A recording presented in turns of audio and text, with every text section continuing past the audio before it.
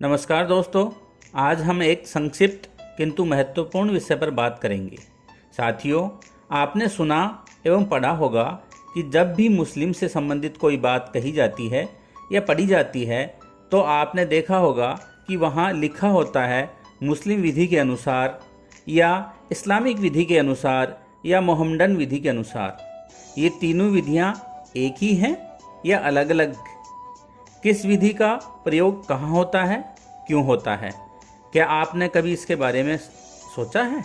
अगर नहीं तो आइए आज हम इसी विषय पर चर्चा करते हैं। जब अरब समाज की गतिविधियों को नियमित एवं नियंत्रित करते हुए इस्लाम का प्रादुर्भाव हुआ तो असामाजिक गतिविधियों में लिप्त उस समाज के सदस्यों को दंडित कर समाज को सुनियंत्रित करने हेतु विधि की आवश्यकता हुई।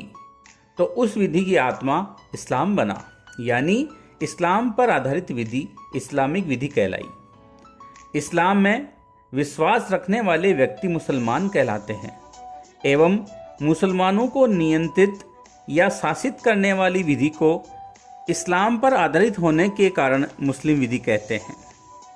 मुस्लिम विधि या इस्लामिक विधि को एक इकाई के रूप में इस्लाम के अनुयायियों अर्थात मुसलमानों पर लागू किया जाता है।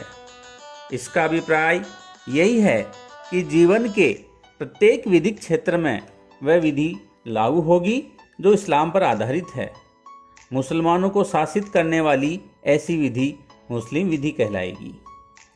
जब मुसलमान जीवन के कुछ विधिक क्षेत्रों में तो इस्लाम पर आधारित विधि यानी मुस्लिम विधि से शासित होते हैं एवं कुछ विधिक क्षेत्रों में अन्य विधि यानी ऐसी विधि से शासित होते हैं जिससे अन्य नागरिक शासित होते हैं, तो मुसलमानों पर मुस्लिम विधि का ये भाग विवादास्पद स्थिति को स्पष्ट करने के लिए तकनीकी दृष्टि से एक विशिष्ट नाम मोहम्मडन विधि से भी जाना जाता है।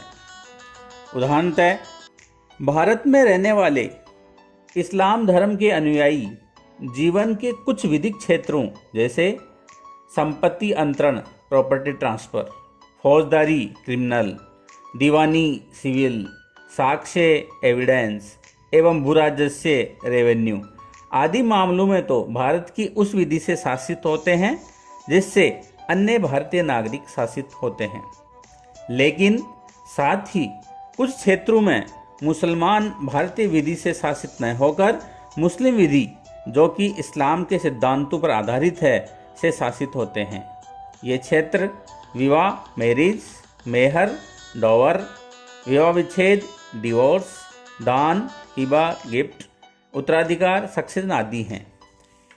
इन क्षेत्रों से संबंधित मुस्लिम विधि का यह भाग तकनीकी दृष्टि से मोहम्मडन विधि के नाम से भी जाना जाता है।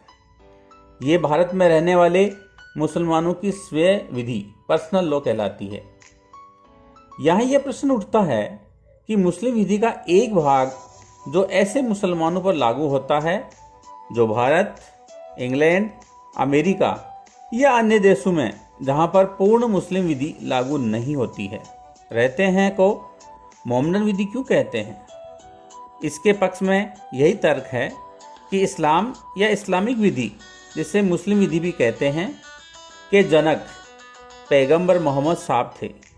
इसलिए उचित निर्णय के आधार पर यह कहना सही प्रतीत होगा कि मोहम्मडन शब्द भी उनके नाम पर आधारित हो गया तथा मुस्लिम विधि एक भाग को मोहम्मडन विधि कहने लगी।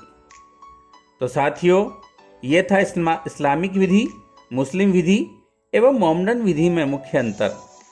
आपको आज का ये वीडियो कैसा लगा कमेंट बॉक्स में लिखकर ज़रूर बताइएगा तथा साथ ही अभी तक अगर इंडिक लॉ पाठशाला का चैनल सब्सक्राइब नहीं किया है तो जल्दी से सब्सक्राइब कर बेल आइकॉन को प्रेस कर दीजिए ताकि नए वीडियो के नोटिफिकेशन आप तक पहुंचते रहें। आज के लिए इतना ही, फिर मिलते हैं नए वीडियो एवं नए विषय के साथ। धन्यवाद।